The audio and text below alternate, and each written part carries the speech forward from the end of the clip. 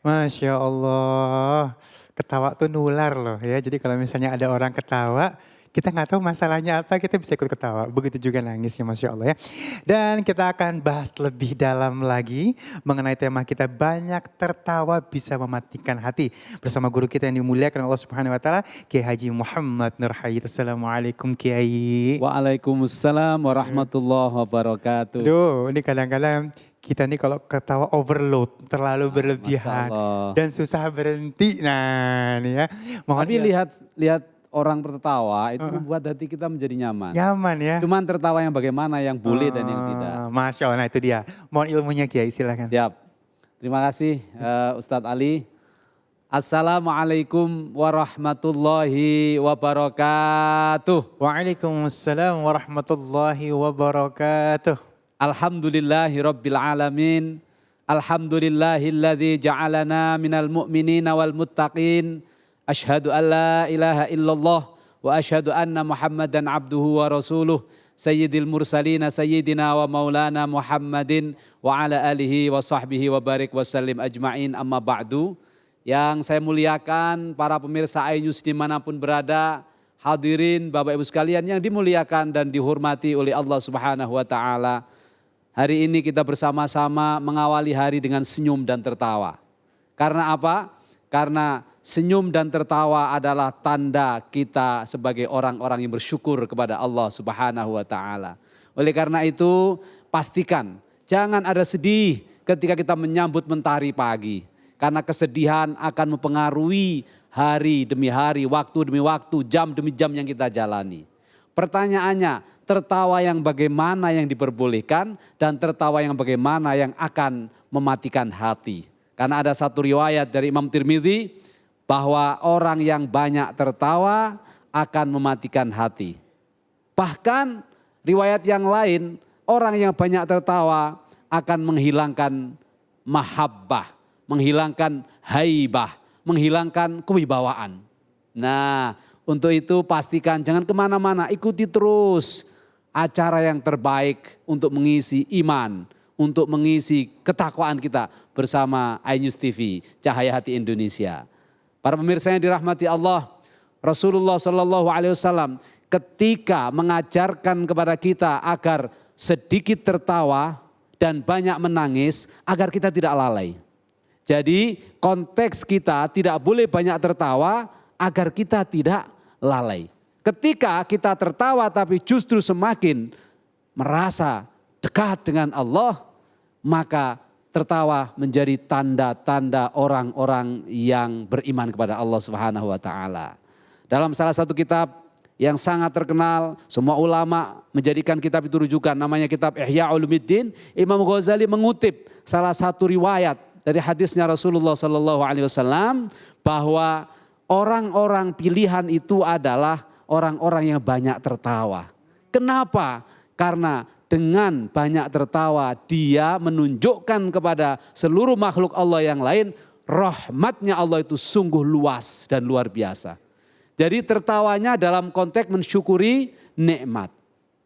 Tetapi dalam konteks yang lain Imam Ghazali juga mengingatkan berdasarkan salah satu ayat Al-Quran yang meminta agar kita menyedikitkan tertawa dan memperbanyak menangis. Kenapa? Karena dengan menyedikitkan tertawa sesungguhnya akan ada waktu untuk kita dalam mengingat Allah. Sebab orang tertawa itu Mas Ali biasanya sering lalai. Orang tertawa kalau tidak dikontrol bahkan bisa melampaui batas. Banyak enggak ketemuan orang tertawa terbahak-bahak sampai naudzubillah, mohon maaf, terkencing-kencing. Tertawa terbahak-bahak sampai tertawa-tawanya itu bikin batuk. Akhirnya bahkan ada yang mati gara-gara tertawa. Makanya jangan sampai berlebihan. Maka hadis yang melarang tertawa dan menjadikan hati mati itu adalah bentuknya wala tuksirud dhahak. Bisa dibaca wala tuksirud dhahki, wala tuksirud dhahik. Boleh, itu ada 3 riwayat. Jangan perbanyak tertawa. Karena apa? Li'anna kasratad dhahak tumitul qalbi. Mematikan hati. Nah, Ada yang bertanya, mematikan hati itu maksudnya apa? Orang kalau sudah tertawa, umumnya orang, kalau yang tertawa bukan orang yang ahli agama, bukan orang yang memiliki ilmu, biasanya tertawanya memang sekedar memperturutkan hawa nafsu. Betul apa enggak? Atau ngetawain orang. Pokoknya hidupnya bagaimana bikin orang itu tertawa atau dia menertawakan orang. Maka di sini akan banyak turunan kajiannya nanti. Bagaimana hukumnya orang yang pekerjaannya membuat orang tertawa. Nah, itu bisa kita bikin dua jawaban. Yang pertama, kalau memang ya tertawanya itu membikin yang tertawa semakin ingat kepada Allah, maka bisa jadi itu akan mendapatkan maslahat dan kebaikan. Tetapi kalau tertawanya isinya justru akan membuat lalai kepada Allah, bahkan bermaksiat kepada Allah, na'udzubillahi min dzalik. Apalagi bahan tertawaannya berisi tentang konten-konten atau tema-tema yang isinya adalah fitnah dan kebohongan. Nah, kita kan banyak hari ini di ceramah-ceramah, di acara-acara televisi dan seterusnya, ada yang bikin tertawa tapi kontennya berasal dari cerita bohong. Na'udzubillah, itu bisa sangat berbahaya. Karena selain tidak membawa berkah, membawa orang untuk hatinya mati, juga bernilai menebarkan kebohongan atau fitnah. Na'udzubillah. Oleh karena itu Rasulullah dalam Sahih Bukhari menegaskan ciri tertawa yang boleh itu seperti apa. Dalam riwayat Sayyidah Aisyah radhiyallahu anha, ini hadisnya agak panjang, saya tidak perlu bacakan. Intinya, selama Sayyidah Aisyah radhiyallahu anha menemani Rasulullah, tidak pernah beliau Sayyidah Aisyah radhiyallahu anha melihat Rasulullah tertawa yang sampai terlihat ujung dari lisannya. Jadi langit-langitnya nggak pernah. Jadi ini contoh ya, jangan ditirukan oleh para jamaah. Hahaha. Kalau begini kan kelihatan. Nah, kalau tertawa dalam konteks yang wajar, seperti kita lihat orang tertawa. Ini tertawa enggak? Tertawa enggak? Ini tertawa, ini boleh. Kenapa enggak terlihat pangkal bagian dalam atau langit-langit dari mulut kita? Nah, di sini sebenarnya makna dari kita tidak boleh tertawa terbahak-bahak yang terlalu berlebihan sehingga mematikan hati. Sebab Nabi Sulaiman saja dalam Al-Quran diabadikan. Beliau ketika melihat prosesi semut yang mengkomando anak buahnya masuk karena pasukan Nabi Sulaiman akan masuk. Beliau ngerti bahasa semut. Beliau mengatakan fatabas sama Sulaiman. Ya. Nabi Sulaiman senyum. Tapi setelah tabassam, setelah senyum apa?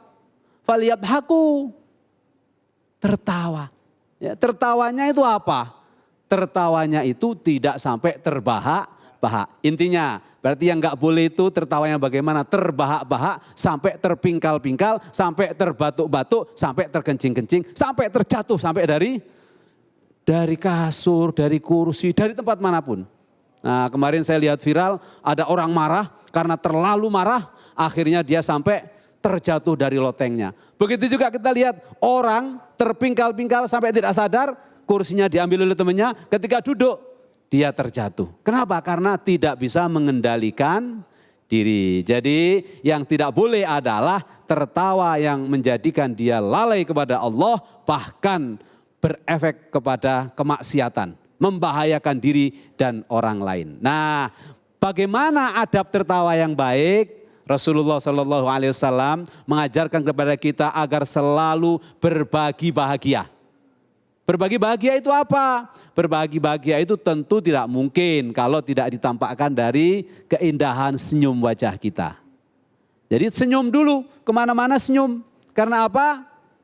Karena senyum dari wajahmu kepada saudaramu itu adalah sedekah. Tabassamukum fi wajhi akikum shadaqah. Tabassamukum fi wajhi akhikum shadaqah ini awal dari adab kita tertawa.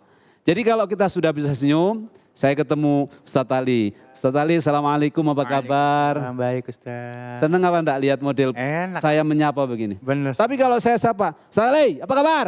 Baik guru, baik. Nah, kayak mau berantem. Iya benar. Iya enggak? Iya benar. Nah, awal dari adab tertawa adalah awali dengan senyum. Karena dengan senyum itu lama-lama akan melahirkan respon positif dari partner. Dari orang yang kita yang kita senyumi. Maka dari situ akan ada pertanyaan lanjutan, bagaimana kabar di rumah? Baik. Nih lihat muka saya nih. Baik, bagaimana? Alhamdulillah. Alhamdulillah. Sehat, Ustaz. Senyum semacam inilah yang insya Allah akan mendapatkan berkah dan pahala dari sisi Allah Subhanahu wa taala. Kenapa? Karena senyum inilah yang akan melahirkan cintanya seseorang kepada kita semua. Lebih-lebih ada salah satu riwayat dari hadisnya Rasulullah Sallallahu Alaihi Wasallam bahwa orang-orang yang selalu memasukkan kebahagiaan kepada hatinya orang lain itu pahalanya luar biasa. Pahalanya dahsyat. Kalaupun kita tidak bisa ngasih makan, ngasih minum, ngasih uang, maka itu khalus surur ala akhihil muslim fahuwa sodaqah. Jadi sodaqah kita tidak harus ngasih sesuatu, tapi memasukkan kebahagiaan. Apakah itu dengan senyum, dengan adab yang baik, dengan tata krama yang mulia, itu juga bernilai sodaqah. Selain dari tasbih, tahmid, tahlil, takbir, itu juga bernilai sodaqah. Maka adab dari tertawa yang mendapatkan ridho dari Allah dan sunnahnya Rasulullah Sallallahu Alaihi Wasallam adalah awali dengan senyum. Setelah senyum pastikan ada tertawa yang tidak sampai terbahak-bahak, sampai membuat kita lupa diri dan akhirnya terjatuh dalam kemaksiatan. Itu yang paling pokok. Tetapi saya punya satu riwayat tadi yang saya jelaskan pada Ustadz Ali dan para jamaah hadirin Bapak Ibu sekalian yang dirahmati Allah. Bahwa ciri orang-orang yang selalu husnudzon kepada Allah, berprasangka baik kepada Allah, dia akan banyak tertawa. Kenapa? Karena dengan tertawa itu dia optimis, dia yakin rahmatnya Allah Subhanahu wa taala sungguh sangat luas. Tetapi ingat, ada satu riwayat, sedikitlah kalian tertawa di atas muka bumi ini, karena orang yang sedikit tertawa insya Allah di akhirat akan banyak tersenyum, akan banyak berbahagia. Tetapi barang siapa yang banyak tertawa di muka bumi ini, banyak menebarkan orang-orang lain menjadi tertawa yang bermaksiat, naudzubillah, nanti di akhirat dia akan banyak menangis dan akhirnya apa? Akhirnya bersedih di akhirat kelak. Naudzubillahi min dzalik. Masya Allah. Udah jelas banget ya, Masya Allah ya. Ada juga ketawa sampai kenceng akhirnya meninggal. Naudzubillah min dzalik, jangan sampai ya Allah. Baik, kita akan masuk ke dalam pertanyaan. Mohon izin Kiai Ali bacain dulu ini dari @yulinar. Apakah benar kalau kita banyak tertawa nanti akan ada kesedihan yang menghampiri? Jadi ada yang jangan kebanyakan ketawa ntar mau nangis loh. Ada yang gitu tuh Kiai. Ya. Jadi pertanyaan itu tidak salah dan memang berdasarkan fakta. Jadi orang kalau terlalu banyak tertawa, apalagi tidak didasari oleh ilmu, ya, itu ketika suatu saat terkena musibah, terkena masalah, sedikit saja pasti dia akan sedih dan sangat sedih, akhirnya mudah untuk larut dalam kesedihan. Ya, salah satunya menangis, salah satunya frustasi dan seterusnya. Oleh karena itu proporsional. Ya, kapan kita tertawa, kapan kita bersedih, hanya saja untuk orang-orang sufi menyarankan kita, ahli tasawuf, orang-orang yang sedang menjalani salik, ya, menuju Allah Subhanahu wa taala, memang tidak boleh banyak tertawa. Senyum harus, karena itu adalah sunnah Rasul. Tapi kalau tertawa sampai keluar suara yang menggelegar bahkan, itu yang tidak boleh, ya. Kalau memang dalam konteks tertawa itu spontan, karena ada yang menarik sebagai wujud syukur, itu boleh. Karena dalam satu riwayat Rasulullah Sallallahu Alaihi Wasallam juga pernah bertemu beberapa sahabat yang memang wataknya lucu. Ya, ketika diceritakan watak lucunya sahabat ini oleh sahabat lain, oleh Sayyidina Abu Bakar, Sayyidina Umar, oleh Sayyidina Hamzah, Rasulullah tertawa. Tapi sekali lagi tertawanya tidak sampai terbahak-bahak tadi. Boleh spontan. Tapi kalau tertawa didesain, tertawa itu direncanakan sedemikian rupa, ya wallahu a'lam. Saya tidak termasuk setuju dengan yang demikian. Masya Allah. Jadi kalaupun kita ketawa kita terus mendekatkan diri kita kepada Allah Subhanahu wa taala ya. Dan tertawa yang niatnya untuk mengakui rahmatnya Allah sangat luas dan luar biasa. Agar kita selalu optimis, tidak pesimis. Karena optimis terhadap rahmatnya Allah itu perintah Al-Quran. Wala tayasu fi raihillah. Wala taqnatu min rahmatillah subhanahu wa ta'ala. Masya Allah. Baik, Masya Allah. Waduh, jadi happy nih kita nih ya. Ya. Dan kita jadi ada pagar, jangan kebablasan ya. Dengan apa yang sudah disampaikan oleh guru kita ya. Baik, insya Allah sesaat lagi kita masih akan membahas tentang antara uang dan manusia. Uang atau manusia nih? Jangan kemana-mana, tetap bersama kami di Cahaya Hati Indonesia.